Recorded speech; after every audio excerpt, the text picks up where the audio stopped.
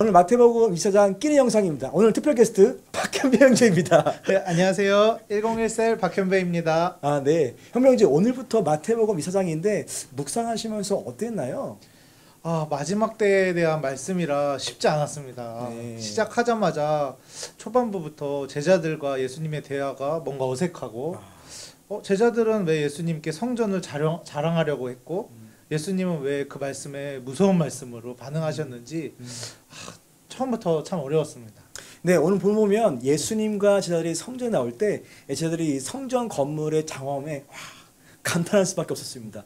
이것은 주전 1세기 유대인의 환심을 사기 위해 헤롯이 바벨론 포로 귀환 후 세운 허술한 수르바벨 성전을 대규모로 증축했기 때문입니다. 이 성전을 바로 이 헤롯 성전이라고 합니다. 이 헤롯 성전은 당시 그 아름다움과 규모로 로마에까지 소문에 자자했다고 합니다. 이 헤롯을 좋아하지 않았던 바리새인들조차 이 성전을 세상에서 가장 아름답고 거룩한 것으로 여길 정도였습니다. 이 팔레스타인 바깥에서 흩어 살던 디아스포라 유대인들도 성전을 중심으로 유대 땅과 깊이 결속되어 있었고 매년 이 성전세를 내는 일에도 적극적이었습니다. 그러나 이 예수님은 이 헤롯 성전의 웅장함과 아름다움에 전혀 매료되지 않으셨다는 것입니다. 그렇다면 예수님은 왜 성전을 무너뜨린다고 하셨을까요? 그 마태복음 21장에서 우리가 함께 봤었던 장면이 생각나는데요. 네. 그 예수님께서 그 성전에서 장사하는 사람들에게 소리치며 다 몰아내시던 그 모습에서 기도의 집이어야 될 성전을 자신의 욕심을 채우기 위한 장소로 바꿨던 그 사람들의 죄를 무너뜨리고 원하셨던 거 아닐까 그렇게 생각이 됩니다. 네. 맞습니다. 이 마태복음 21장의 성전 이 정화 사건은 예수님이 헤롯 성전을 못마땅하게 여긴 이유를 설명하고 있습니다. 예수님은 하나님과 무관하게 인간의 욕심을 채우기 위해 이 바쁜 이 성전을 대해서 돌 위에 돌 하나도 남김없이 무너질 것이라고 심판의 예언을 하셨죠. 그리고 예수님의 예언은 주후 70년 로마에 의해 예루살렘이 함락될 때 실현되었습니다. 당대 최고의 이 건축물을 여겼던 헤롯 성전은 화려한 치장에도 예수님께 아무런 감동을 주지 못하였던 것입니다. 그렇다면 하나님의 성전인 우리는 무엇으로 준비해야 될까요? 이 재편의 시기 때 이 세상의 기준이 아닌 하나님 중심으로 준비되어 하나님의 말씀에 합한 자, 하나님의 마음에 합한 자가 되시기를 주님의 이름으로 축복합니다. 얼마 전 고목사께서 설교를 통해서 이 마지막 때가 이 세 개의 시즌으로 나눌 수 있다고 하셨는데 혹시 기억나시나요? 네, 그 마지막 때에 대해서 마태복음을 통해서 세 가지 시즌으로 나누어 볼 수 있다고 말씀하셨던 것이 기억나는데요. 네. 먼저는 재난의 때, 그리고 두 번째는 환난의 때, 그리고 세 번째는 심판의 때라고 하셨는데요. 먼저 재난의 때는 모든 자들, 믿는 자와 믿지 않는 자 모두에게 동일하게 임하는 시즌이라고 하셨는데요.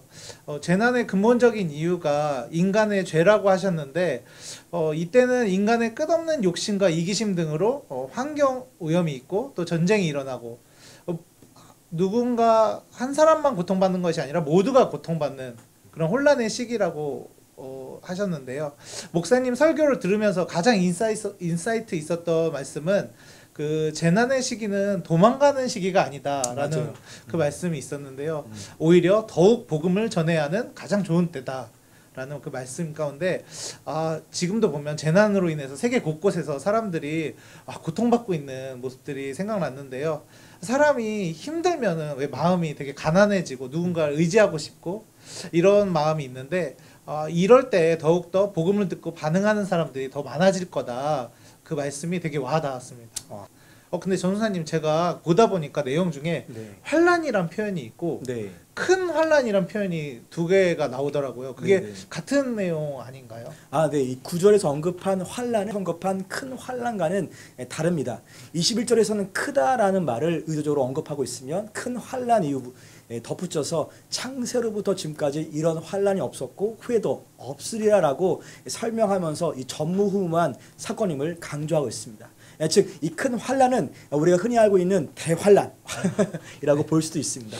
그러나 이 구절에서 단순하게 환란이라고만 언급하고 있습니다. 그래서 이후에 나올 큰 환란과 구분해서 편리상 이 환란이라는 단어를 핍박 내지 본격적인 핍박이라도 언급해도 좋을 것 같습니다. 그래서 마태복음 24장 9절 말씀은 이렇게 나와 있죠. 그때 사람들이 너희를 환난에 넘겨주겠으며 너희를 죽이리니 너희가 내 이름 때문에 모든 민족에게 미움을 받으리라. 근데 전사님 이 말씀 중에 네네. 내 이름 때문에 모든 민족에게 환난을 겪는다는 말씀이 있는데 왜 예수님의 이름 때문에 모든 민족에게 어려움을 겪어야 하는 건지 잘 모르겠거든요. 네, 이 본격적인 핍박에는 두 가지 특징이 있습니다. 첫 번째로는 말씀하신 대로 너희가 내 이름 때문에, 즉 본질적으로 그리스도인들의 핍박을 받는 결정적인 이유는 예수 그리스도의 이름 때문에 받게 될 것이라는 것입니다. 즉 예수를 믿고 따르는 진짜 그리스도인들이 주의 진리를 타협하지 않음으로써 받게 되는 핍박의 의미를 한다고 볼 수 있습니다. 두 번째는 모든 민족에, 즉 일부에서만 일어난 일들이 아니라 모든 민족들에게 다 나타난 것입니다. 그래서 이 기독교적 진리를 대항하는 일들이 본격화되어서 사회 구조적 시스템 그리고 법적으로 예수의 진리를 포기하지 않으면 합법적으로 핍박을 받게 될 일들이 일어날 것이라고 볼 수도 있습니다. 이것은 마치 로마 시대의 초대교회와 비슷한 상황이 발생할 수 있다라고 볼 수도 있습니다. 하지만 이 14절 이렇게 기록되어 있죠. 이 천국 복음이 모든 민족에게 증언되기 위하여 온 세상에 전파되리니 그제야 끝이 오리라. 네, 패스워드도 에미사일사인데 그럼에도 불구하고 아직 끝은 아니라는 것입니다. 왜냐하면 성경은 마지막 사인을 온 세상에 전파되리니 그제야 끝이 오리라 라고 명백하게 기록하고 있기 때문입니다. 그러므로 이것은 8절 말씀과 같이 단지 산통의 시작일 뿐입니다. 물론 산통이 없이는 아기가 태어날 수 없는 것과 마찬가지로 이러한 현상들이 세상 끝에 도래한 무관한 것은 아닙니다. 하지만 한 아기가 출생하기까지 산통이 계속해서 발생하는 일과 같이 세상 끝이 오기까지는 그러한 전쟁과 자연들은 계속 반복해서 나타날 것입니다. 또한 요한계시록 7장 9절에서는 이렇게 있죠. 이 일 후에는 내가 보니 각 나라와 족속과 백성과 방언에서 아무도 능셀 수 없는 큰 무리가 나와 흰옷을 입고 손에 종려가지를 들고 보좌 앞과 어린 양 앞에 서서라고 언급함으로써 셀 수 없는 흰옷을 입은, 즉 구원을 받은 자들을 언급하고 있으며 이들에 대한 대답을 14절에 다음과 같이 말하고 있습니다. 제가 한번 읽어볼게요. 내가 말하기를 내 주여 당신이 아시나이다 하니 그가 나에게 이르되 이는 큰 환난에서 나오는 자들인데 어린 양의 피에 그 옷을 씻어 희게 하니라. 여기서 언급한 큰 환난을 헬라어로 표현하면 그 큰 환난입니다. 즉 사도 요한은 마태복음 24장 21절에서 예수님 언급한 큰 환난을 가리키는 말을 사용했다고도 볼 수도 있습니다. 어떤 학자들은 그 큰 환난 가운데 엄청난 대추수가 일어날 수도 있다라고 말합니다. 다시 말해서 요엘서 2장 28절과 29절에 대한 예언의 가장 완전한 성취가 일어날 수 있다라는 것입니다. 즉 강력한 성령의 역사가 이 기근에 일어날 것에 대한 추측은 강력한 추수의 역사는 성령의 역사 없이는 불가능하기 때문입니다. 또한 이 기간 동안 성령의 도우심이 핍박 가운데 신앙을 지킨 믿음의 교회들에게 큰 환난, 즉 대환난을 이길 수 있도록 강력하게 선생님께서 역사하실 거라는 보는 주장도 있습니다.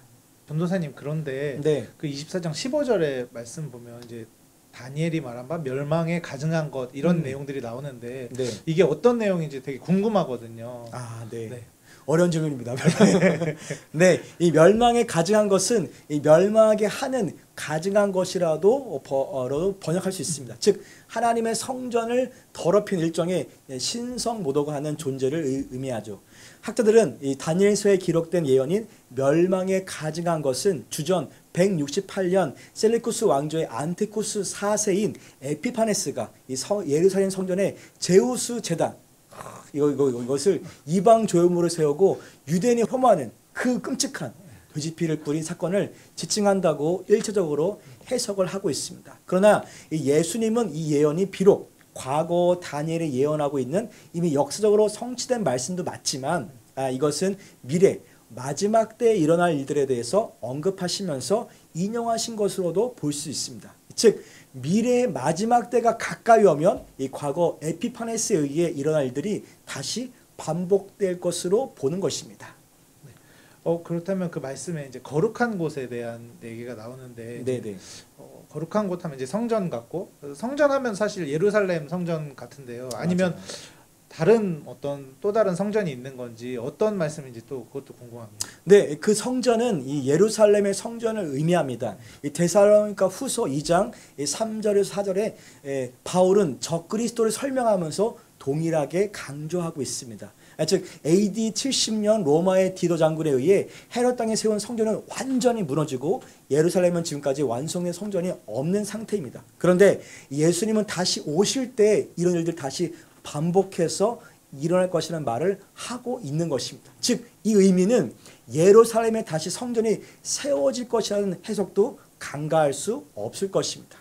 그렇기에 어떤 이들은 일명 제3의 성전이 재건될 것에 대한 주장도 하고 있습니다. 하지만 이 모든 것은 그때에 가봐야 정확하게 알 수 있다고 믿습니다. 하지만 이 표현은 종말의 때가 다가오고 있다는 경고로도 받아들이는 것만으로도 충분하다고 생각합니다. 그리고 그때는 성경에 주장한 대로 힘들고 혹독한 시련을 수반할 것입니다. 그러나 이에 따라 은혜의 하나님은 택하신 자들을 우리를 위하여 시련의 날을 감해 주겠다고 마태복음 24장 22절에 주님께서는 약속하고 있습니다. 할렐루야. 아멘. 네. 유례 없는 고통의 시기를 지나겠지만 환란의 이 하늘의 환란 가운데서도 인자의 징조가 나타나며 마침내 인자가 구름을 타고 큰 능력과 영광으로 이 땅 가운데 재림하셔서 택하신 자들을 사방 가운데 31절 말씀처럼 모실 것입니다. 그리고 이 환란과 핍박이나 어려움 가운데 우리가 붙을 수 있는 약속은 바로 이것입니다. 마태복음 24장 13절입니다. 그러나 끝까지 견디는 자는 구원을 얻으리라. 아멘. 아멘. 주님은 끝까지 견디는 자를 불러 모아 구원해 주실 것입니다. 그러므로 종말을 준비하기 위해서는 상황과 환경에 집중한 것이 아닌 믿음의 주인이신 예수님을 끝까지 집중한 것이 우리가 승리하는 삶인 줄 믿습니다. 아멘.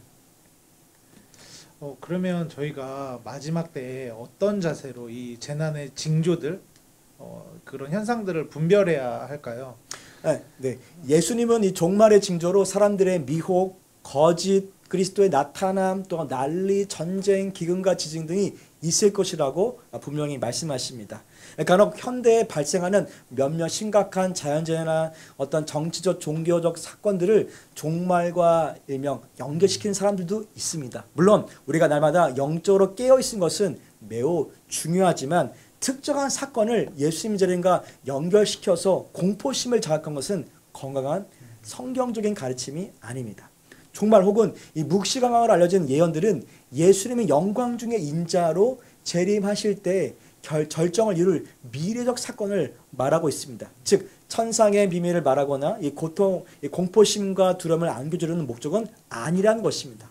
이 신약 성경은 종말 때를 계산하려고 어느 하나의 행동을 독려하지 않습니다. 종말은 분명 오고 있지만 오는 것은 확실하지만 종말의 때는 하나님의 주권적인 영역이 속하였습니다. 그렇게 이 마태복음 24장 36절은 다음과 같이 우리에게 말하고 있습니다. 그러나 그날과 그때는 아무도 모르나니 하늘의 천사들도 아들도 모르고 오직 아버지만 아시니라. 아멘.